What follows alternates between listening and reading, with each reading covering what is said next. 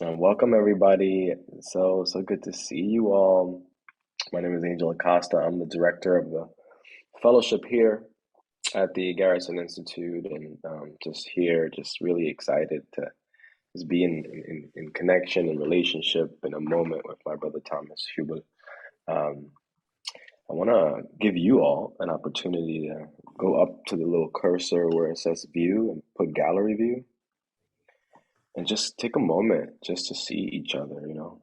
Be sure to see yourself too. Check yourself out. Don't be shy. Um, Check yourself out. Love yourself up. Give yourself some energy, and then just do a little scan. See the faces, see the names. See if you can tap into your breath as you're doing it too. Just beginning to activate the relational field that is already here. It was already here the moment you registered for this. There was a relational field that began to form, and we activate it now. Just seeing all of you, your names, your beautiful pictures.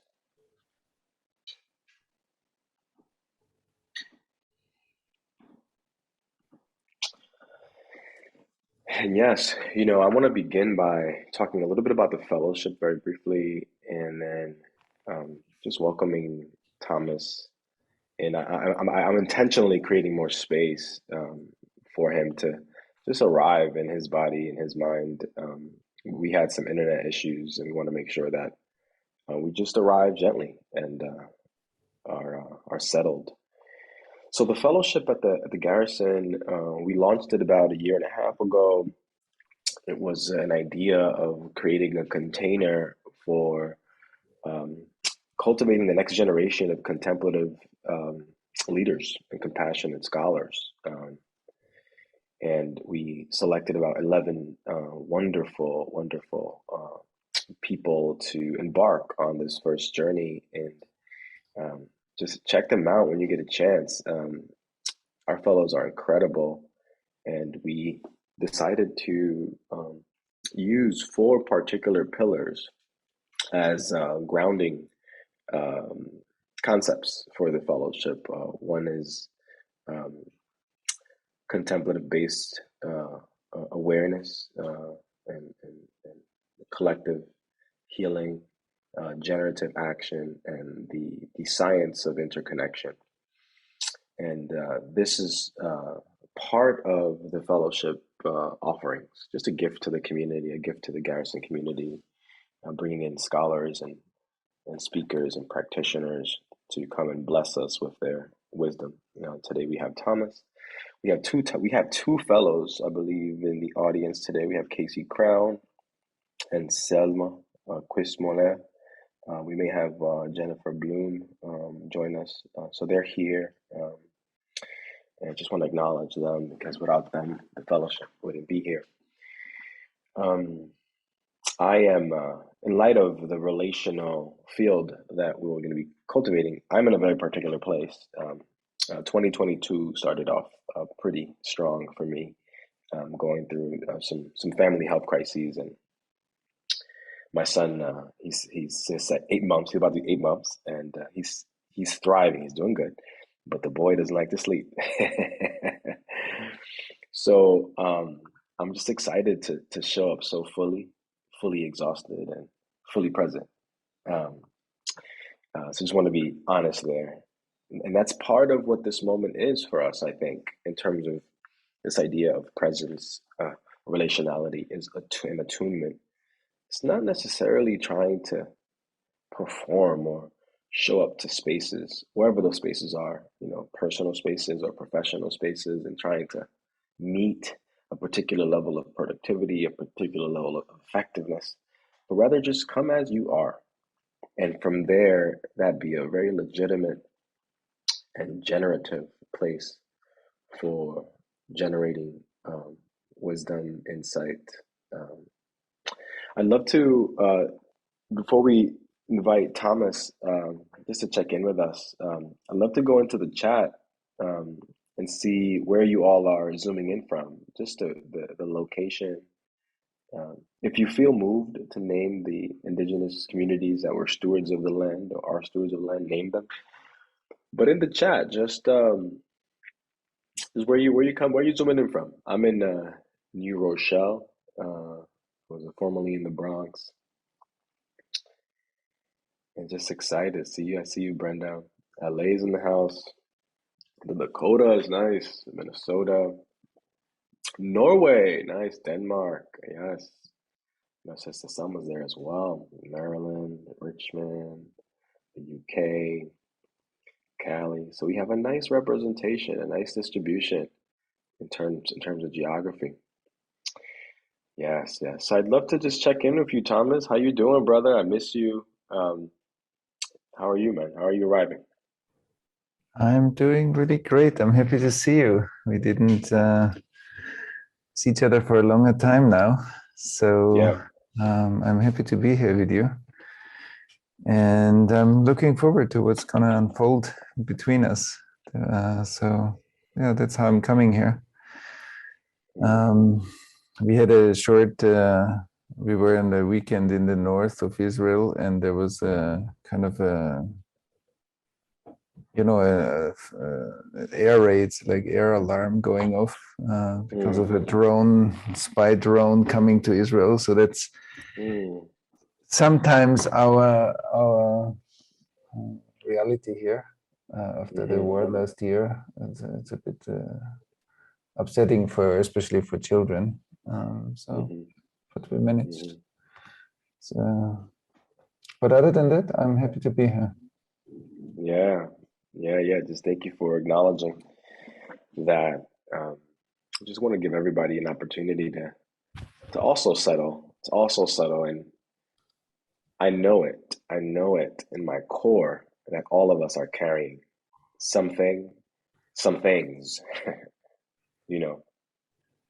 So just taking a moment just to acknowledge those things, and they are a part of us, and we can still be fully present here for each other. What I'll do today, I see myself kind of like the MC, master of ceremony. Thomas and I will talk for about maybe 20 minutes just to kind of explore just some ideas, and then I'll facilitate a practice, and then we'll just open up the dialogue with you all and just see what's coming up for you all, and then essentially we'll co-create our session today. I wanted to create the space where we can create it with what's present for you. In fact, that's attunement to a certain degree, is being able to situate oneself in relation to what's emerging in a given context and acting accordingly. And then we'll take a little break, and then we'll kind of play a little bit of hopscotch. Thomas will do a practice, I'll do a practice. We'll do some dialogue, and then we'll just come to a close at around 2 o'clock Eastern time. How does that sound for us? Thumbs up. All right. Seatbelt on. Thank you, Monique. I forgot to put it on. Thomas, I haven't spoken to you in a while, and when I say I miss you, I really do. One of the first questions that I have is to share a little bit about, and I'll share a little bit on my end as well, like what kind of space holding have you been doing lately throughout like your work and your facilitation, and in particular, like any juicy insights in terms of patterns or dynamics or wisdom that has come from some of the spaces you've been holding? Yeah, that's a good question. I think we are doing two things. At the moment, we have some more intense programs that became more and more global. Like we have a 2-year training program, and we started now with 400 global participants from all continents. So that's really exciting. Like a 2-year deep dive program. And on the other hand, I'm working on what I call the IAC fluidity. Like it's like a progressive process unfolding that starts with individual trauma integration, goes to ancestral trauma integration, like IAC, collective trauma integration, like how we liquefy our world so that more and more of the frozenness that is like repetitive, non-relational, frozen, non-caring, and how to turn that into movement, like reduced movement into movement. So I'm exploring a lot on that level. And the other part is that we are more and more called, or more and more people ask us if we can run like collective witnessing processes for current events. Like there was one for the Boulder shooting with the university in Colorado. And then we did the fires in Colorado. And then we did 2 weeks ago, I gave a lecture for the Kiev University, and tomorrow we'll have another workshop for the tension with Russia and Kiev. Right. So this kind of more hot topics, and like we have more and more requests to engage some contemporary issues and how to work with it. So yeah, this is a little bit a spectrum. I mean, there are many more projects going on, but so these are some of the highlights, maybe not to make it too long. No, yeah. And we're in a really interesting place in terms of where we are with the pandemic, where we are with so much. And is there anything that throughout those spaces where you've kind of just got a little curious, and anything that's like really generating a deep sense of curiosity towards any dynamic that has emerged during any of those? Anything come up there in response to that? Yeah, I'm constantly curious. So every process or every also interaction with somebody in the courses, like I learn all the time something new that sparks my own creativity. I mean, one thing is like how we like frame sometimes the fact that we say, for example, it's a like the pandemic is a crisis. But actually, the crisis is not the pandemic. There is a pandemic, but the crisis is how we handle it. Like the crisis is on what ground it falls and how we respond or how we react. It's more reaction, how we react, and that creates a lot of it shows the pre-fragmentation that was there anyway. It just gets highlighted. And I think that, so I think the collective trauma field is very visible now in many ways around the world. And it just somebody turned the light on where before it was covered by compensations or through compensations. And now it's out in the open. But what we see, I think, is really important for us to address. That's why I'm often saying, like, we have to take what we see not as a problem, but as a very important signpost or like the alarm signal to show us if we head towards climate change in that way, it's going to be catastrophic.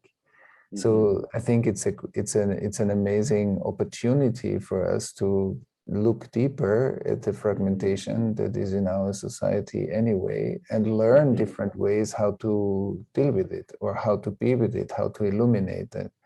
So I think that's one thing that I learned through the processes. We're going to have actually in April, like a public CTIP, like a collective trauma integration process with approximately 500 people around the pandemic in Germany. And the other one is like this notion of fluidity, like liquefying that which is frozen, and our capacity to notice like non-emergent, repetitive, distant, cold, non-caring processes in our society. Like that when we look at our society, we might think what we see is now. but a bigger part of what we see is in the past. It's like it's Mm-hmm. repetitive processes. They are not emergent. They are frozen in the past, and they are triggered again and again and again and again. And I think if we still keep on looking at our world as if everything that we see was now, but it's not now. It's frozen in the past. And I think that kind of discernment to enter our language would make a huge difference, because we still keep talking in a way as if that was true, but it's not true.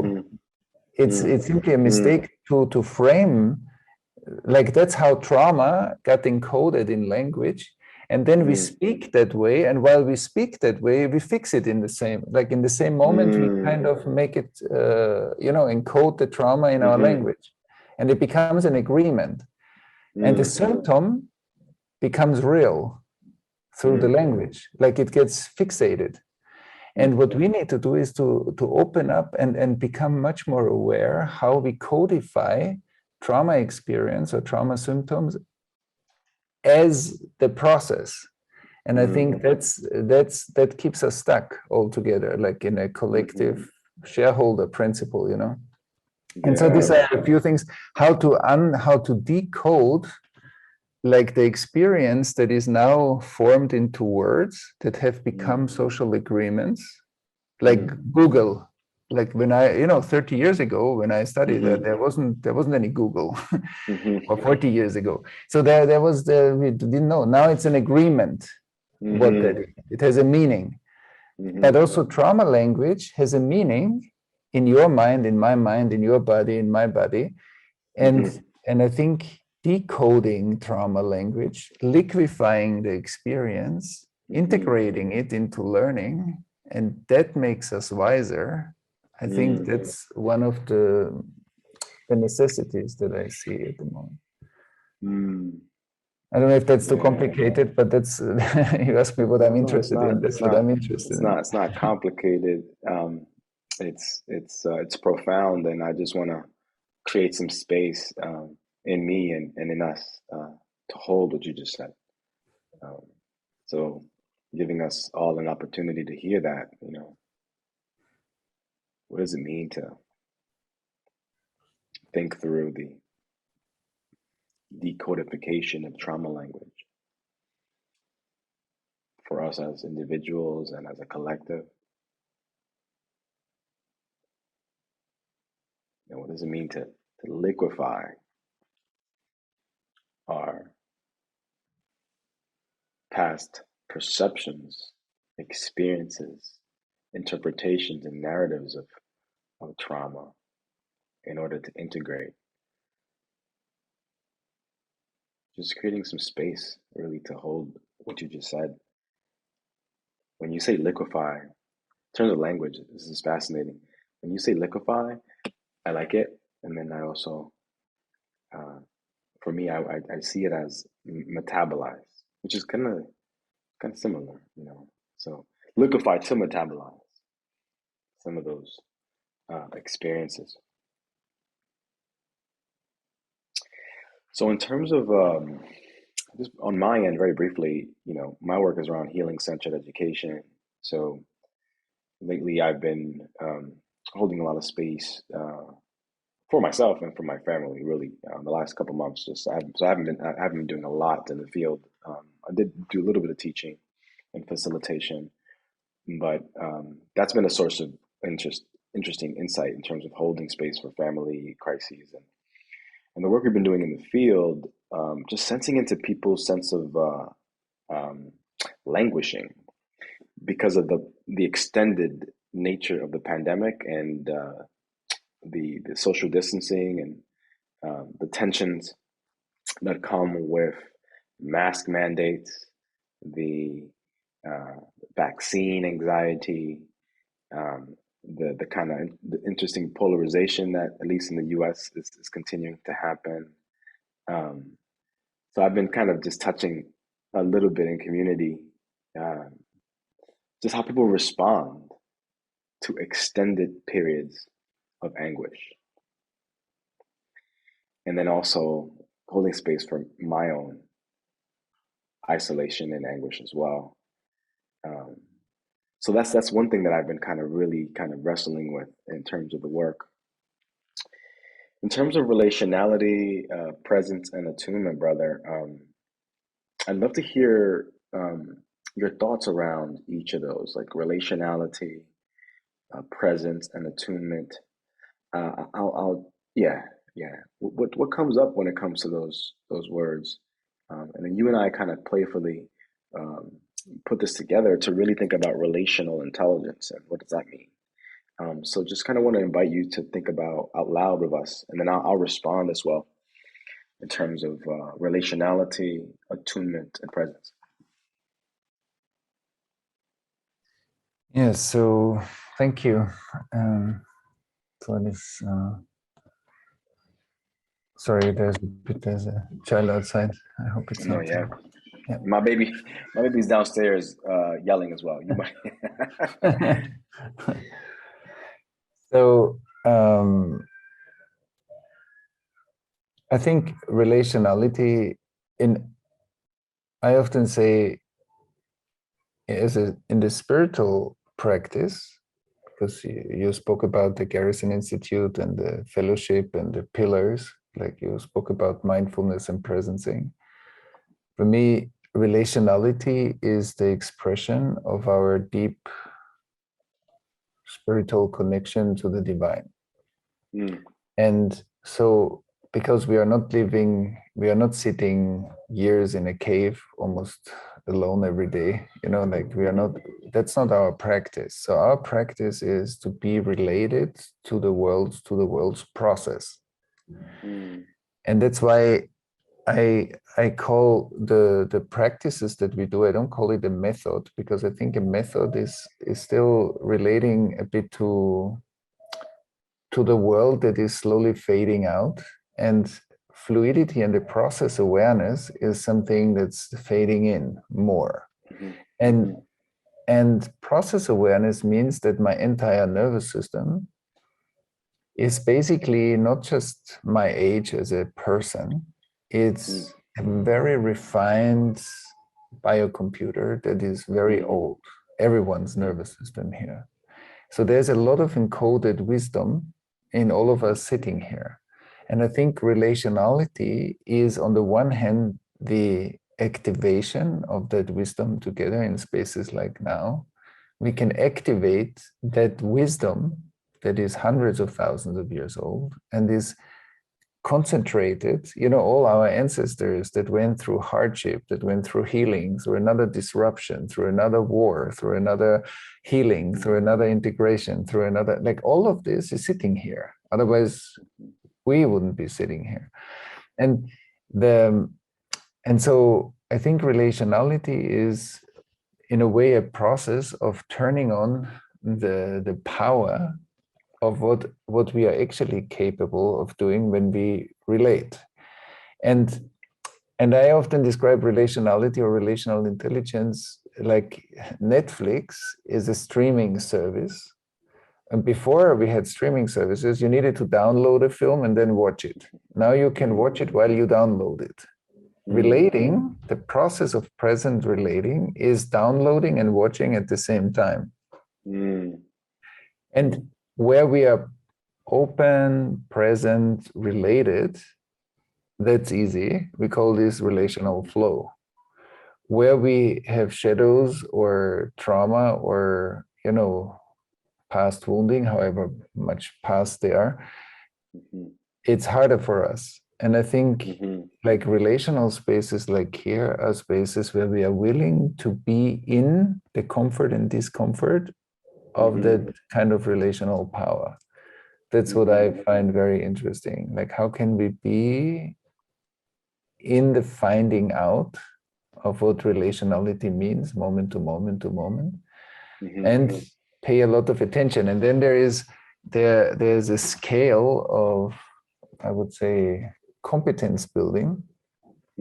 That if we, I don't know, most probably some of us here are also working regularly with clients, patients, with groups, with facilitation, and how we bring our capacity to relate and the ability to read the book of life. I call it reading the book of life. It's a moment-to-moment streaming process. It's so, and I think that's something that's a very healing, that creates a healing environment. Just as you started, you know, when you started, as often you say, look at the screen and connect to everybody on your screen. That's a synchronization of nervous systems. It's a synchronization of all of us to create a coherence. And I think relating is, if coherence doesn't mean harmony, like a coherence building tool that we need so much to heal together. So I think that's its beauty. It's grace and its beauty. Yeah, just listening to you. You know, you said that relationality is kind of, you alluded to kind of relation to the divine, and when you started to define it. And my view on it and understanding of it is similar and also slightly different in terms of the language that I use. I've been deeply influenced by some of the indigenous communities, and relationality in some of those contexts is this ability, this phenomenon, this experience of profound interconnectedness with everything, you know, and then everything could be source, divine, you know, but in particular, connecting some of the language you're using, process awareness. So I'll give you a very kind of basic example, of me engaging in relationality, in the moment. I was cleaning my, there were some boxes I needed to be taken apart, and I took them apart. But there was this second when I was removing the tape. It was an Amazon box, actually, full disclosure. I was removing the tape, and I literally felt what it could feel for the person who put the tape on the box. Not just that, but I sensed into the ecosystem within that person was embedded in, the materials that the box was made from. Just a split second of connecting to the profound relationality that's happening constantly. And that's just one brief moment, but there's something to developing a practice and a habit of doing relational exercises that allow us to connect beyond what Daniel Siegel calls the skin encased body. So yeah, just excited to kind of think through this with you because I'm getting more language. And one last piece around relationality is that we are relationships. It's not just I am Angel, you are Thomas, but I am a web of relationships. I may manifest right here in this little box as Angel, in dialogue with you, but in fact, I am actually a web of profound relationships. And as I'm excited about your process, ancestral, individual, and collective. So just wanted to respond with that. Anything coming up for you? Yeah, first of all, like I love that, and maybe we can take this afterwards also into a practice, like how we all are, like on the one hand, particles and waves, like we are, you know, individuals, but we are also part of the whole. And it's beautiful how you said it, that we are not separate, but we are all the time part of, or interconnected or interdependent. And that's beautiful. And also because I somehow feel that one of the shadow sides of capitalism is like a hyper individualized society where we lost a bit the training and also the activation of what you spoke about now. So there is like we are too much in this I box, in the I box, in the me, and we lost what I would call access to our ancestral and collective nervous system. So we are moving in our library in a certain dimension that is more related to my personal story, my personal life, my personal development, my psychological development. All of that is kind of a part of the library. But there's another much bigger part of the library that we think we haven't been trained, and our education system often doesn't teach us. Like the manual's missing sometimes, and that we need to read the manual, how that amazing biocomputer works. And I think if we open, and of course some of it is blocked through trauma, like ancestral trauma, individual, ancestral, and collective trauma blocks the data flow in these different parts of our nervous system. But I think another part is also like a training issue. Like we need training and we need integration in order to grow. And so yeah, that comes up when you speak about this web. I think it's the question is, why are we not using the full capacity or more of the capacity that we carry inside? And I think that feeling that we more and more get a sense of the interconnectedness as a real sense, not just as an intellectual idea, like that we, because intellectually we can all, philosophy is great, but how to embody that I literally get more and more access to the information that is available as that interconnected field. That's exciting. Yeah. So leaning into emergence, let's jump into a practice. I know that I was going to do the first one, but since we're on this hot topic of relationality, is there, and you mentioned it just now, maybe possibly doing a practice around that. Maybe you do one. How does that feel for you? Yeah, if I'm fine. Yeah, let's do it. Let's do it. Let's do it. All right, everybody. Let's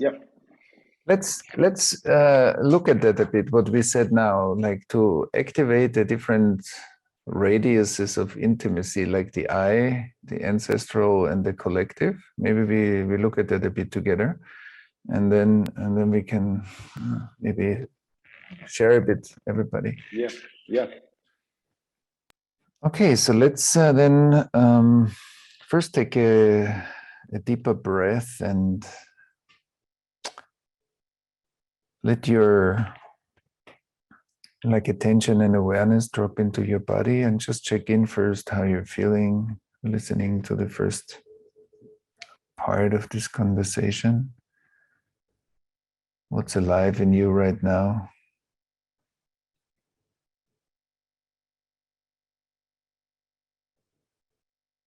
And it's like you're making a screenshot of your inner state.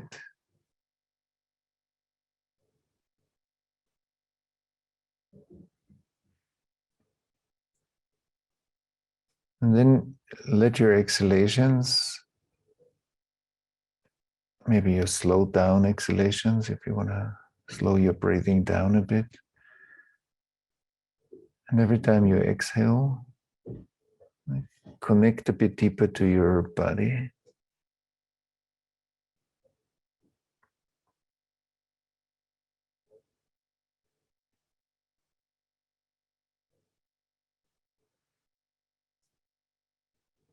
And notice flow.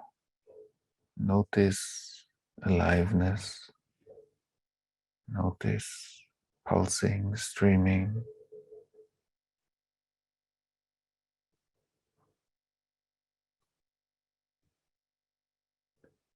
Also notice that everything, all the information that you feel or even think about this moment is the data flowing. It's a constant data flow up and down your body.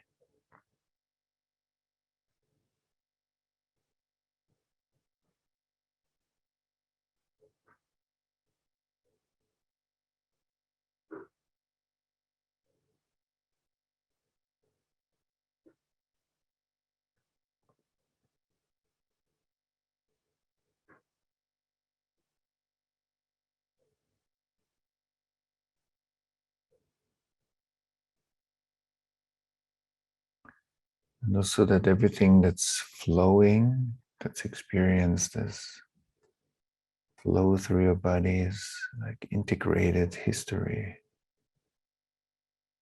It's part of being present.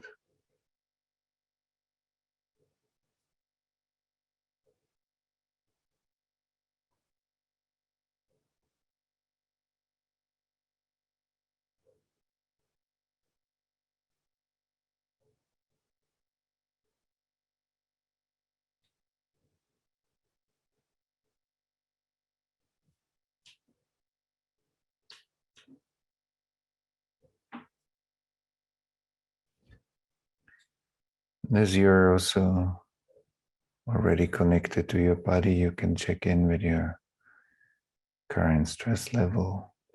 You feel stressed, relaxed. Is my stress level low? Is it higher? Very high?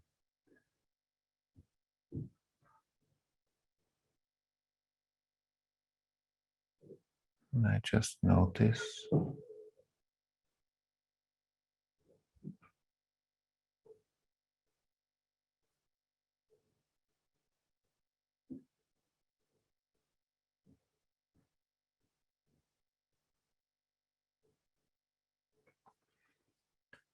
And then come back again to the sensations of flow.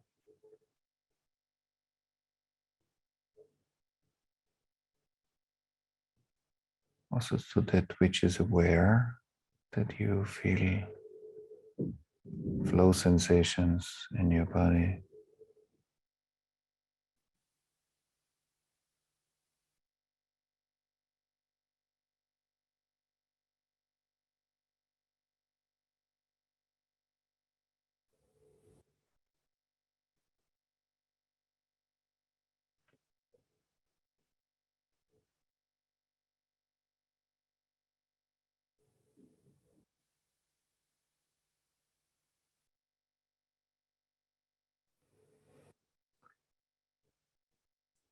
Then to get a sense of life, aliveness, of course, in your body, but also life wanted to live before you. So your parents, your grandparents,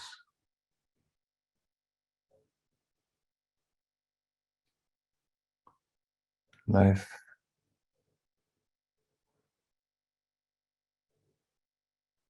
felt aliveness and the will to live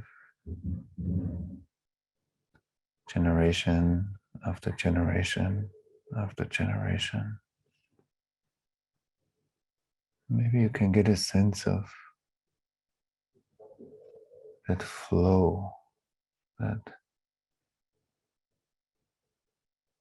ancestral tree.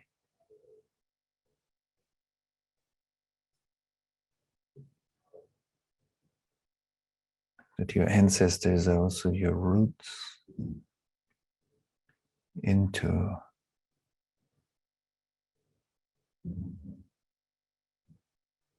the planet, into the earth.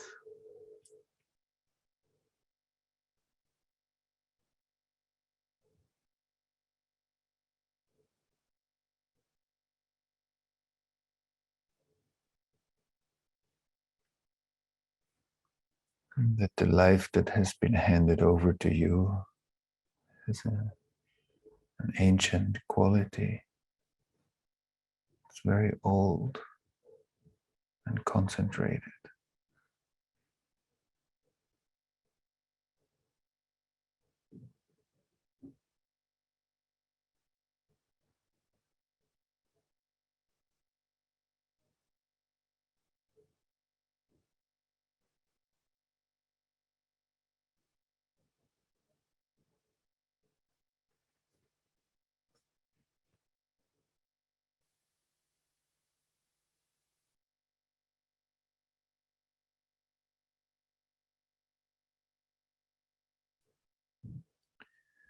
So basically, you're getting a sense of the tradition of living.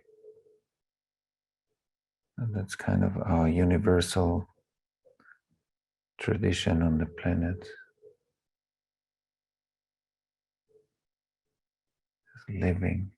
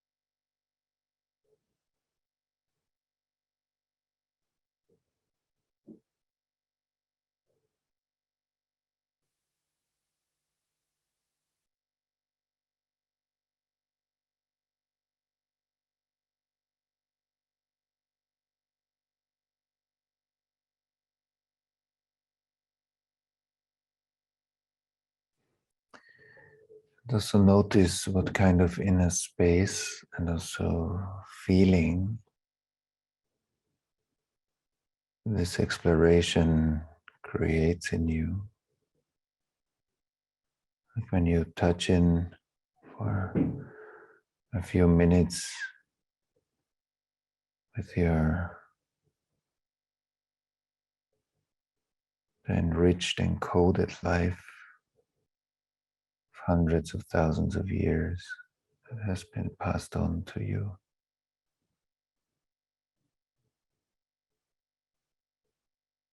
And is alive through you.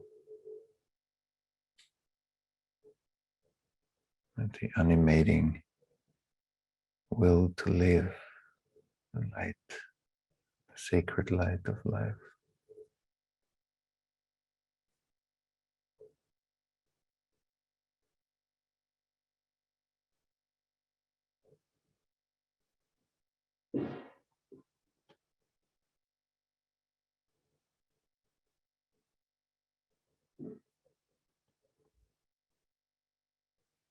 And that sacred light of life gives you a unique agency to co-create the world today.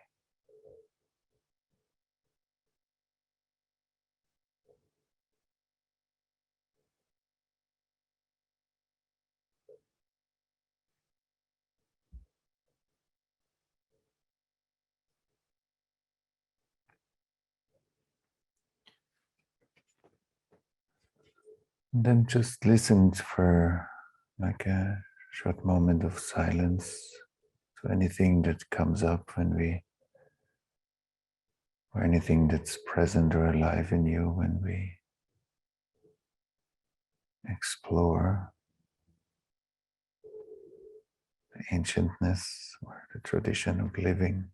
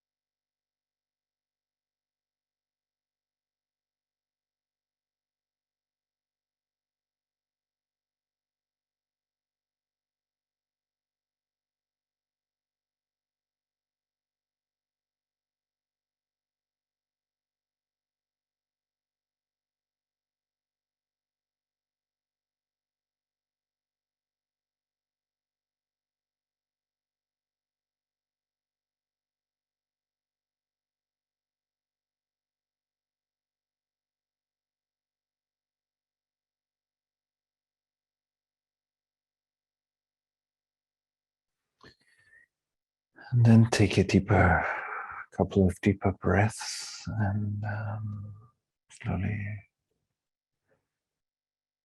feel your physical body again and gently come back.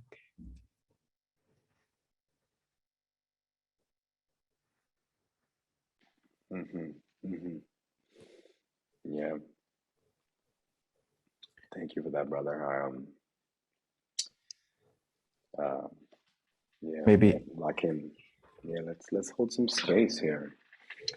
Um, let's so everybody, we'd love to engage you. If you want to just share what's coming up for you right now in regards to that practice or in regards to the conversation we're having in general.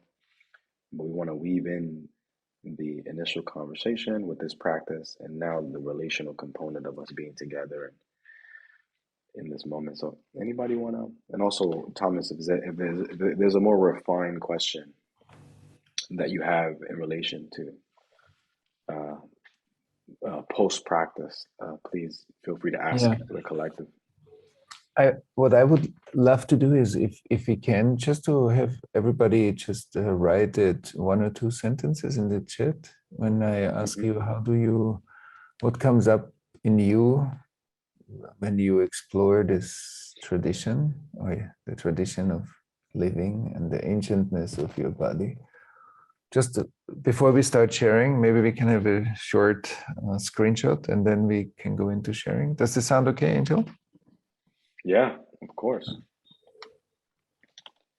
Just 1 or 2 sentences, or even 3 words, whatever you feel when you connect to the kind of this deep time quality, like the concentrated time that is alive in us.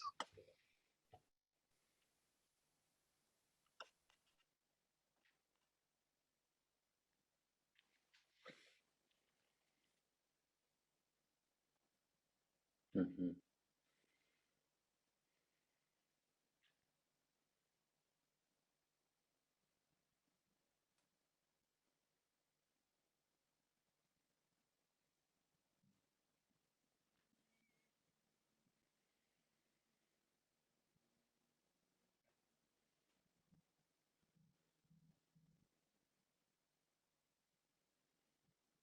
Mm-hmm.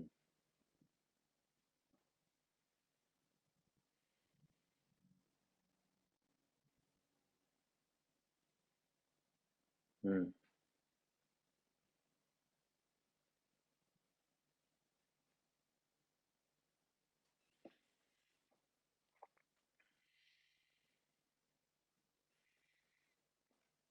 Mm-hmm.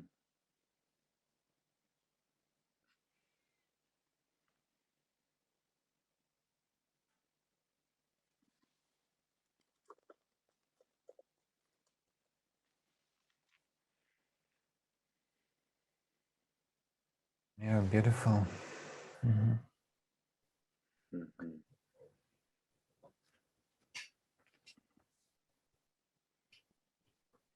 Mm-hmm.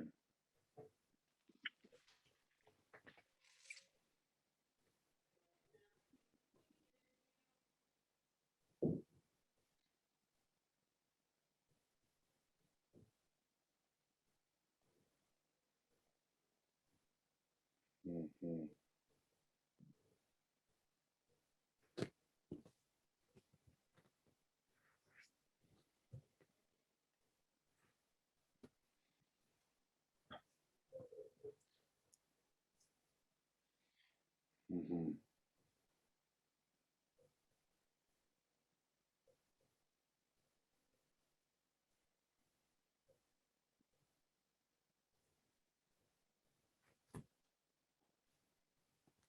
Mm-hmm.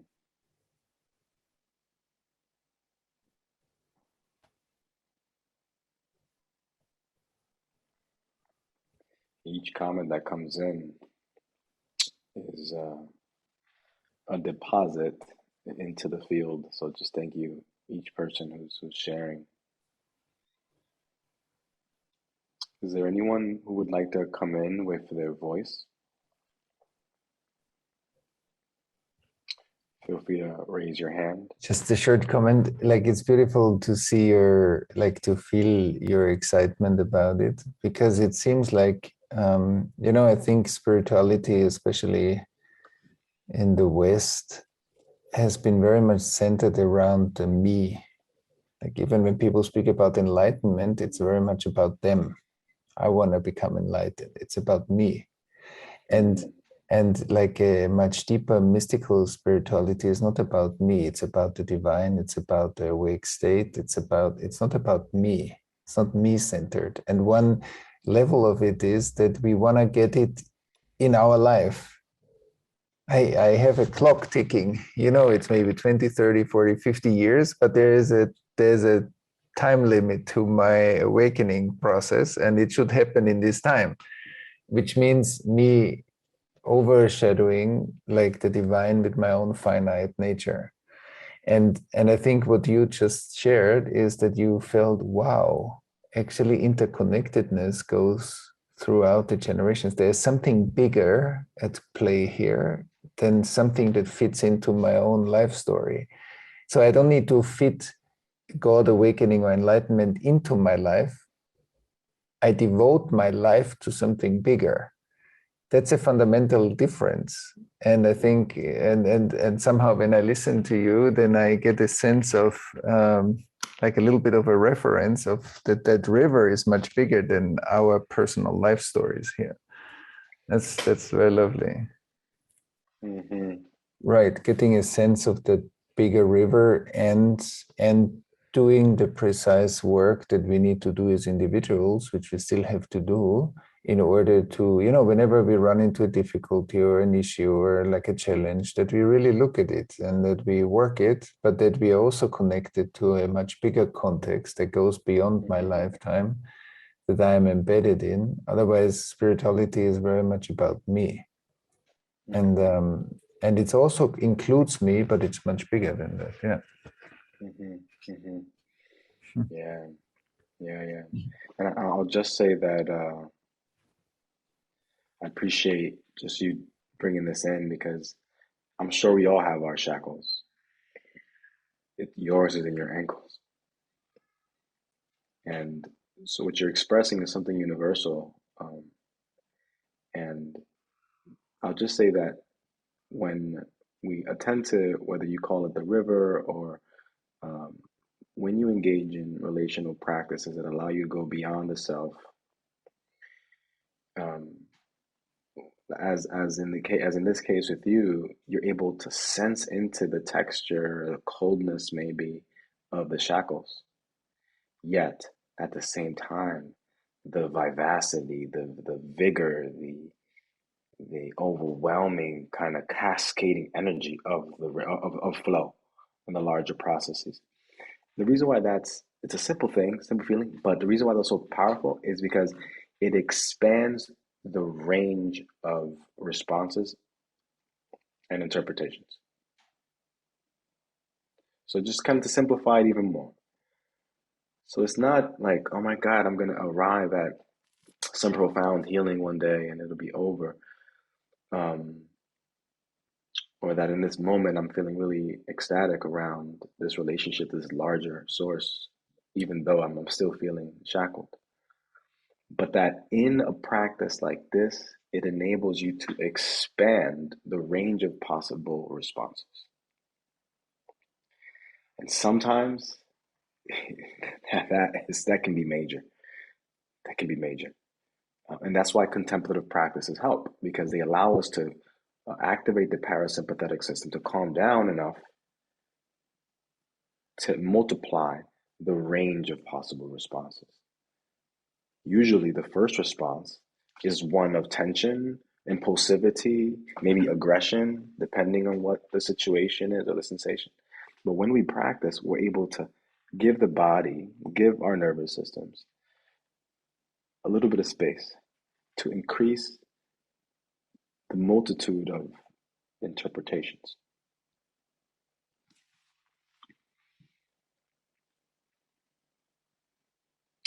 What's coming up for you, Casey?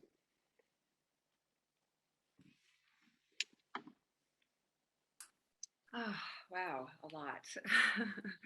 Thank you both. A couple things. I think one of the things that I was really attuned to in that process was this tension between the expansiveness of our relationality and, just the complexity of this soul experience, this human experience, and the beauty of that, and simultaneously feeling kind of overwhelmed by the data flow, if you will. And I think that's a tension I might be grappling with in my work as a trauma therapist as well, right? Mm-hmm. It's like there's something also about this moment where, even though I've been practicing this work for 15 years, where the, as you call it, Thomas, the individual, the ancestral, and the collective trauma has been magnified, right? The light has gone on, as you said earlier, and therefore, there's so much more language around these concepts, but that language isn't necessarily embodied, right? But it is in the zeitgeist, right? And so the data flow without the embodiment, to me, creates this kind of like overwhelming sensation of, it's like trying to ground us in the reality of these traumas, if that makes sense, so that we can transmute them. So anyway, in that process, it was the data flow that really spoke to me. I was really connected to just, oh my gosh, right? And really sitting with where that is interfering, right? It's like interference energy at some level. With my own practices and with my own capacity to stay present and attuned and connected to my work and to my clients and my intention to be of service. So yeah, that's what I'm sitting with. I don't know if you have any thoughts on that. I'd love to hear how you navigate in your work, Thomas, that level of data flow. Yeah, I'm so happy that you're speaking to it, because it's a very beautiful way of, addressing that. We can talk about individual, ancestral, collective trauma, but what makes it real is our embodied experience, how we can ground step by step these different levels of life through us or within us. And I'm very happy that you bring this up, because that's the real work. That's the real work, and that's the real awareness process. And your question is, how do I navigate this?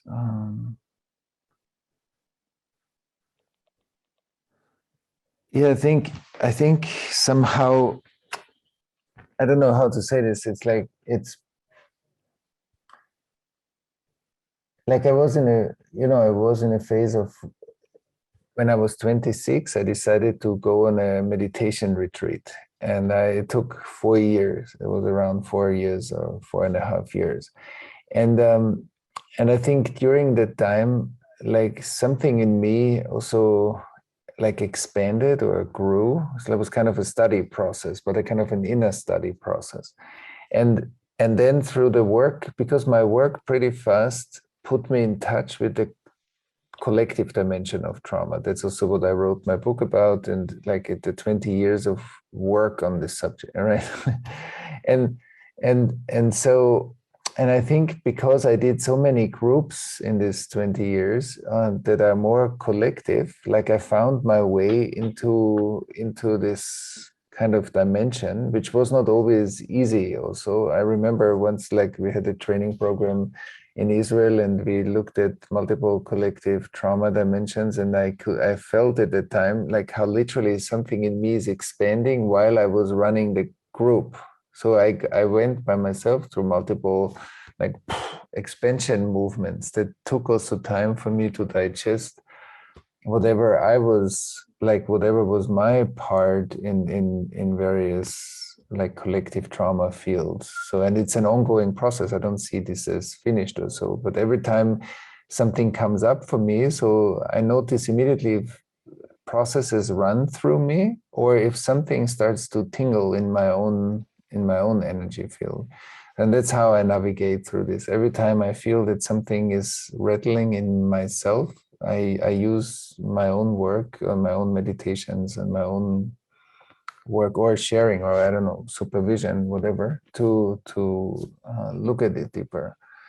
So that's my way how to navigate through this. I mean, it's more complex than I can share now in 2 minutes, but that's a bit the landscape that I'm navigating through. If that speaks to your question, I don't know if that was yeah. With your, I think you're, I don't hear I think you're you. muted, Casey. Am I unmuted? No, Yeah, now you're unmuted. Sorry about that. Yes, I mean, I think, it's like we have to practice what we teach in such a committed and disciplined way.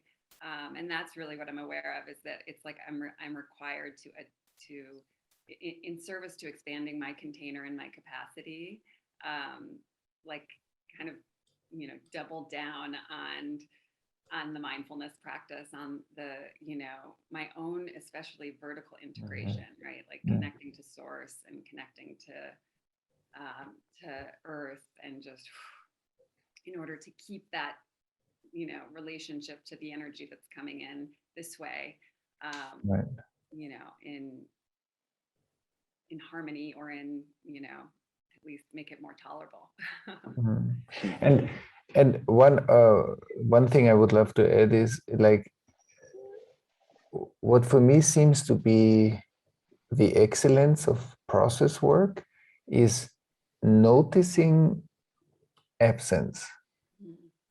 Like whenever, because hyperactivation and even flow states attract our attention, because flow states are attractive and hyperactivation looks dramatic. So that's where the energy goes. That's where the focus of awareness goes. But that which is numb, dissociated, and hidden doesn't attract our attention naturally. So we need to practice consciously that we want to find out what's the information that's not arising in our awareness, that is in the room and is systemically relevant. And I think that practice, that commitment to the mute pain or the frozen pain, like the highest escalated pain in the room is the one that doesn't scream. The mute pain is I think the work for everybody who is on a consciousness path. That's our responsibility, because we don't go naturally looking for that. So that's another element that I would add to the work. I can speak briefly, and then maybe also an angel will speak. Like around the horizontal relationality, I speak about this in terms of circles of intimacy. Like, what's my self-contact? Like, how am I relating? I'm feeling myself. Like, then what's the family part? What's the closer community, the wider community, and so on? Like, how much information or how much relational network do we include? And the collective witnessing and relationality is based on the language of resonance. So, like, I can interpret relationality, or I can feel in being in resonance with, and I listen deeply to the resonance within my own system, like how I resonate with, or where resonance is cut off, like where I'm not resonant. So that's both gives me a lot of information about the horizontal flow, like in 2022 in different radiuses of intimacy. But and that's deeply connected to the social witnessing, because in my book about the collective trauma, I'm convinced by what I have seen over the 20 years that the degree of traumatization that lives in us is the reduction of relationality. So where we are traumatized, we are frozen. Parts of us are frozen and cannot resonate with or relate to. So we use compensation mechanisms to relate, all kinds of compensations, which are all intelligent and they all helped us, but they don't allow us to fully resonate with and or feel related to, feel in interbeing or interconnectedness. So that's where the absence comes in. Now in the global social witnessing, we are looking how far, when I hear about something that happens in my neighborhood or in the country or like anywhere in the world, how much can I be a contemporary witness?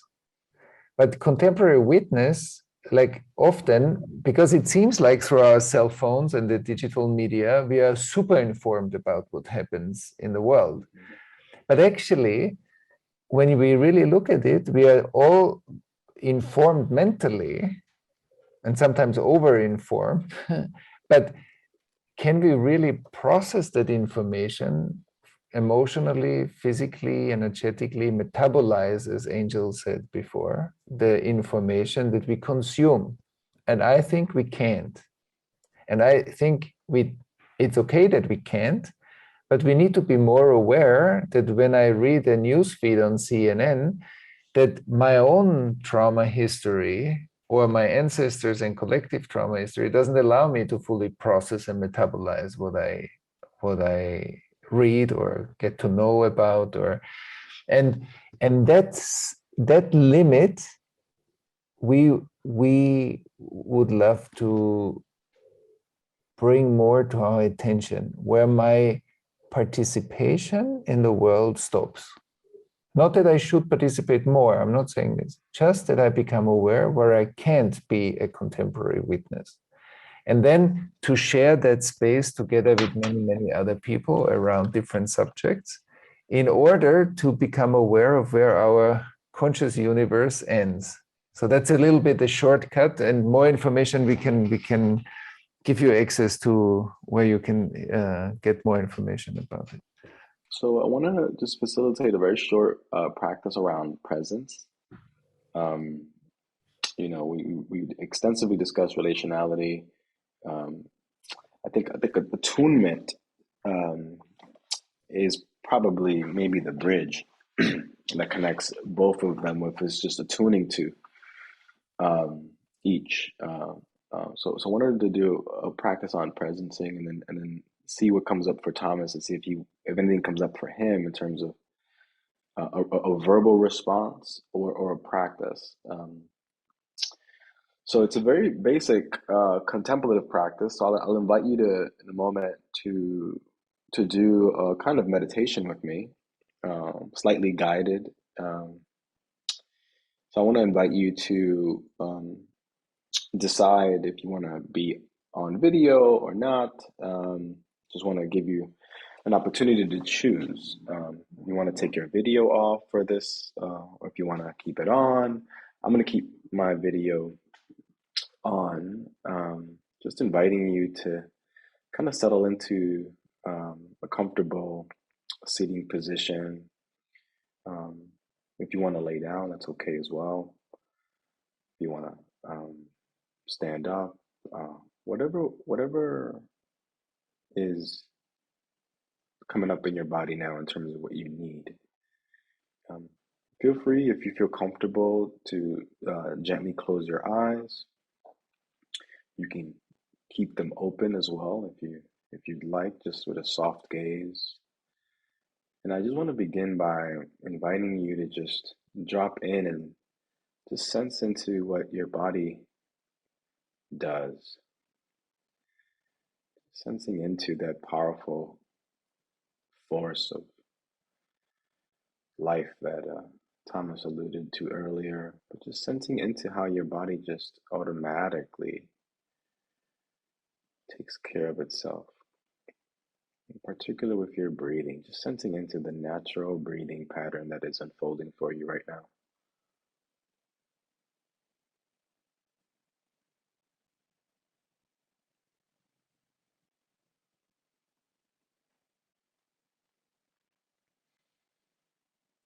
Bringing your attention to the tip of your nose, Just kind of sensing into that oxygen, that precious air that enters your lungs, goes down to your diaphragm, and filling your belly up.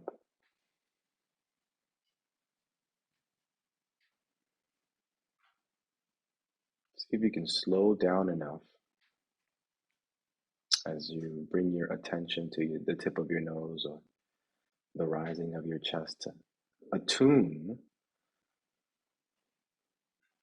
to this practice.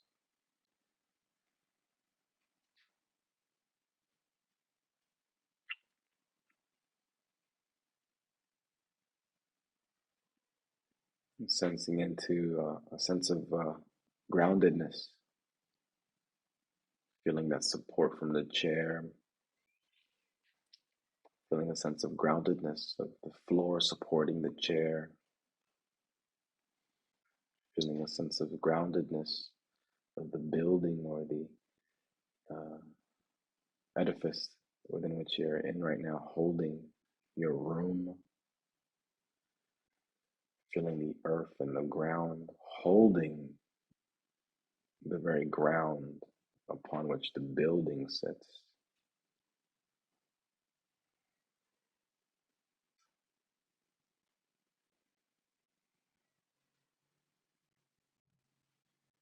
And just gently noticing what thoughts and sensations and emotions are coming up for you right now.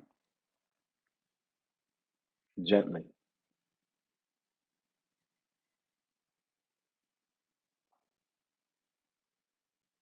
Any thought, sensation, or idea that comes up, just acknowledge it,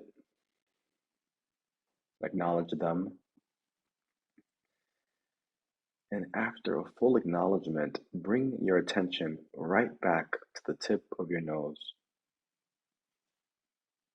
to your rising chest.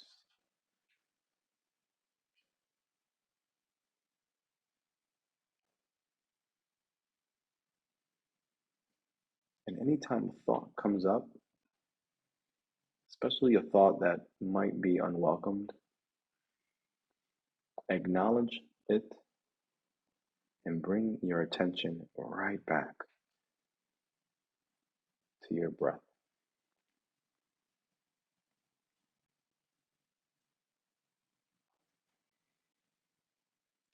Gently continuing to engage in this practice, using the inhale to deepen our attention and intention,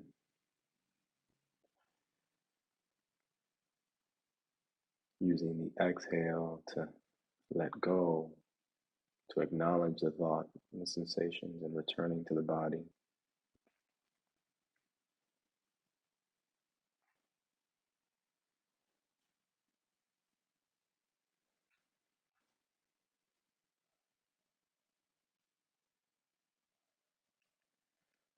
With that same practice of kind of acknowledging and letting go, just gently begin to create some space. Create some space between you and the ongoing flow of ideas, thoughts, and sensations that are emerging for you. So just visualize as you inhale gently, deeply, just feel into this space, creating more space between you and the flow of ideas, the monkey mind, the incessant thoughts, including the intrusive ones, using the breath and the exhale to create more and more space around you.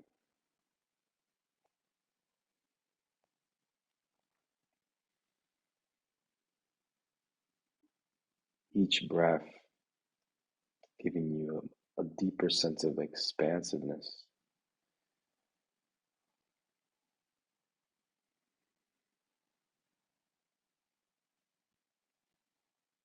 Gently, you can even possibly feel such a distance from the flow that maybe they don't take your attention as much.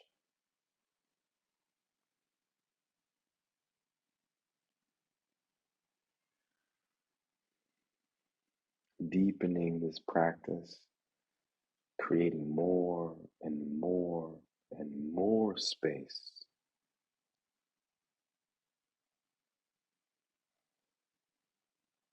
Sense into where you are.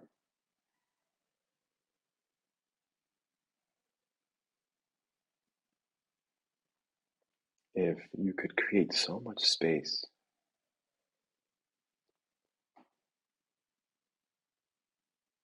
for yourself,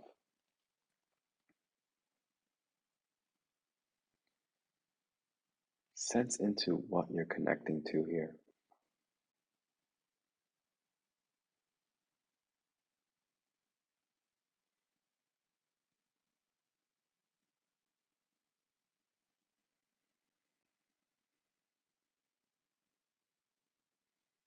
Just one more minute here, using the breath. Imagine yourself just surrounded by space.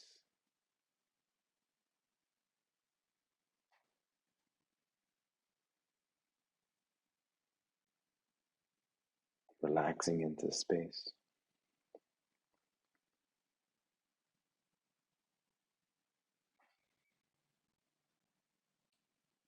Taking your right hand, if you feel comfortable, and placing it on your chest.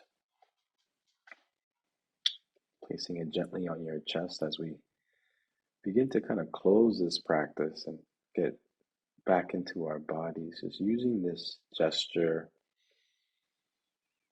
just to invoke a moment of self-compassion, a moment of self-soothing. This gentle gesture of just placing our hand on our chest. Just a reminder that we are okay. Sense of gratitude for all that we endure.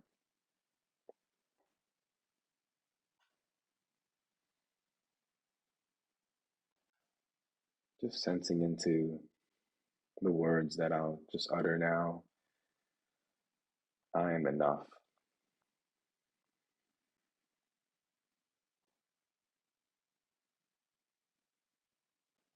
I deserve rest.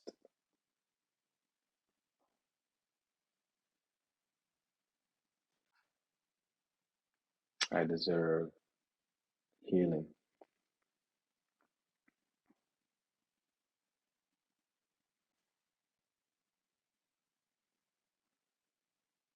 Just taking a few more gentle, deep breaths and closing this practice in whatever way makes sense to you. If it's gently taking your hand off of your chest and letting your hands kind of relax a little bit. Taking a couple clearing breaths.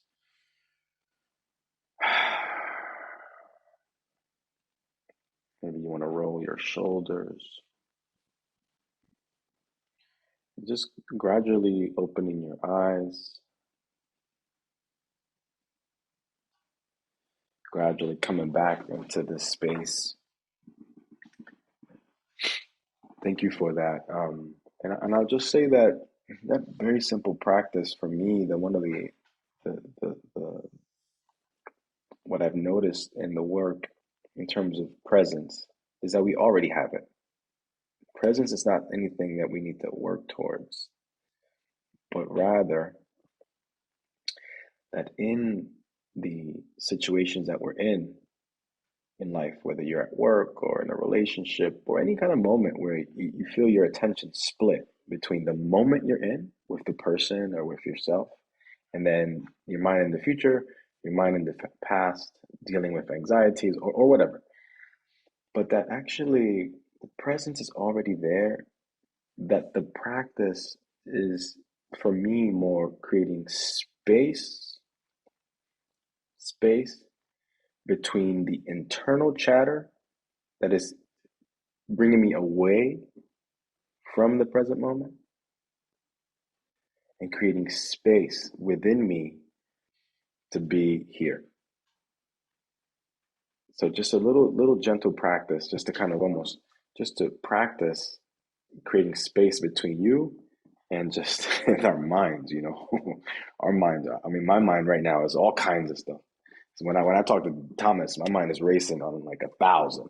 So I have to really work when I'm with him to just be like, right, I'm still on liquefying.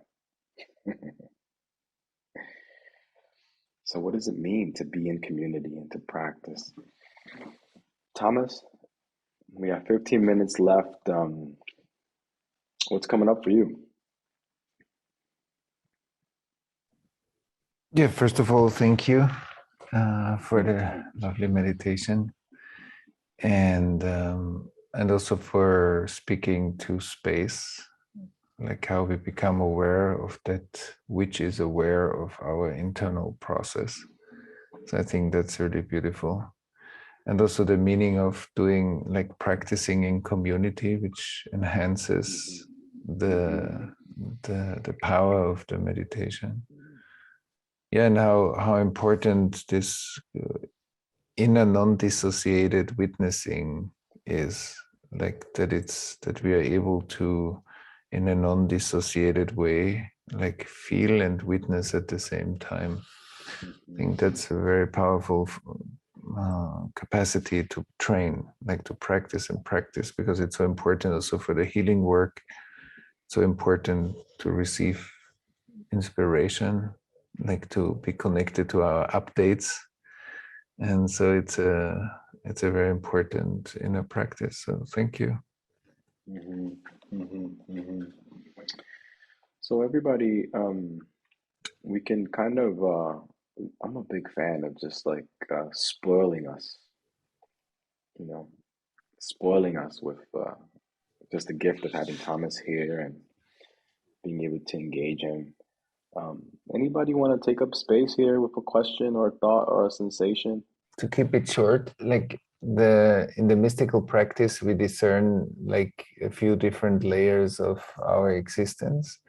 One is our physical reality. One is our, like the energy that we create through food and breathing, like what we did now with Angel. Like breathing meditation creates like it's the connecting unit between our information body and our physical body.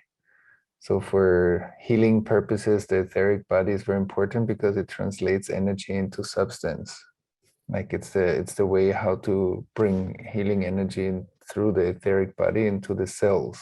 So that's part of the healing work. And in a way, you could say like Chinese medicine relates a lot to the qi flow, like the etheric energy flow through our body. Like it partly is included in the term qi. And it's a when we talk about energy, we always talk about information in movement. It's like our participation in a moving universe. And because when we look at each other, our mind can create the idea that there are fixed kind of particles in the space that we call bodies, and that the reality is more fixed and formed, when in fact the entire universe is a movement. And when we describe energy movement in us of different, let's say, different qualities or different velocities, then we are connecting to the fact that when I look at you, movement is looking at movement. There's nothing static here. There's slower movement and there's faster movement, but we are all in a river together, which is the river of our soul, let's call it like this. And then we are swimming in that river. And you know, parts of us, they're a bit reduced in their movement. Trauma is like it's reduced movement. And then there are other parts of us that are moving fast. That's our potential, our purpose development. And the tension in between we call suffering, because it's painful that parts of us are much slower than other parts of us. Like trauma is reduced. And so that's why relieving suffering and integrating the unintegrated past creates well-being. But the unintegrated past needs to be integrated in order to be turned into learning. And all of this increases our energy flow. So we feel more vital, we feel more alive, aliveness, we feel more energized. So that's all an effect of integrating or onboarding the unintegrated past. Because the integrated history is not the past. I think that's a mistake. Integrated history is presence. Integrated history is flow. So when we're all saying we are in a flow, we're not saying I'm suffering so much because I'm in such a flow. Nobody would say that. It doesn't make sense, because when we say flow, we feel good, because all our ancestral information is integrated as flow in us. So that's a little bit, I mean, we could have calls on etheric energy, but maybe we keep it short for the purpose of today. And yeah, so it's the intersection between astral energy or information and the physical body has a kind of a layer of vitality. That's how the mystical science looks at it. I tried to make it short, because it's a great question, because of course, we are suffering from trauma, but the trauma response is a highly intelligent function. Many people think something is wrong with me, but actually the trauma response, what stays in our bodies and psyches is in itself an intelligent function. When that opens up, so what happens is that a certain amount of information gets split off. And then you have this two-ness, there two comes into play, and hyperactivation and numbness, as you know. But I'm saying it for all of us, to be on the same page. And then in the moment, we take the split of information through the healing process, and it comes back into the central channel of our central nervous system. So it starts to integrate itself. The information, plus often the developmental part that was frozen in the trauma, loosen up. And then in the healing work, we see always one descending movement, which is the grounding movement, but it's also the ripple effect back in time into our own childhood or to our own ancestors and so forth. So the healing impulse goes backwards in time, basically. And another aspect goes upwards the spine and increases my perspective. And I would say both is post-traumatic learning or growth, because the one that is looking gets enhanced or bigger or wider or wiser through the trauma integration. So my perspective grows. And then I always say, okay, so there's PTSD integration or trauma integration. And then there is the ethical, the ethical restoration of the ethical transgression, or I call this the transgression of the divine law that led up to the trauma in the first place. And the ethical restoration is an update of our ethical learning, but it's also the full activation of our self-healing mechanism. And I think that the meaning making or the sense making means suddenly I can sense a part of life that I couldn't sense before. I couldn't feel it. And that includes the ethical restoration. So if there is abuse in the families, the line of a person has been crossed. And we need to disentangle that ethical, the violation of the ethical integrity of a person, of a human being. And when we do that, then I think that's the full flowering of sense making. But that also means that I harvest the energy of the ethical, whatever was frozen in the ice of the trauma, the ethical understanding, now becomes a flourishing of ethical understanding, which means on a collective level, if we harvest, for example, all the ethical learning that we didn't get yet through something like racism in the US or the Holocaust in Europe, there's a lot of ethical learning that needs to happen that we need in order to take care of artificial intelligence, nanotechnology, genetic engineering, climate change, like the frozen ethical learning is missing today. That's why we are struggling with certain leading edge issues that we have. So, and I think that's how I look at it in a nutshell. I mean, it's so much more complex than I can say in 3 minutes, but that's maybe that speaks a bit to it. Yeah, well, everybody, you all witnessed the brotherly love that Thomas and I have for each other. We said that this was going to be him and I hanging out with some beautiful people, and we did it. No stress, sending you all tons of energy. Thomas, always a pleasure. A deep bow to you, and Likewise. Any last thoughts there? No, I'm just very happy to be with you and to be with you all. And I thought it was a beautiful space we opened up, and it was exactly the right thing for today. So thank you, everybody.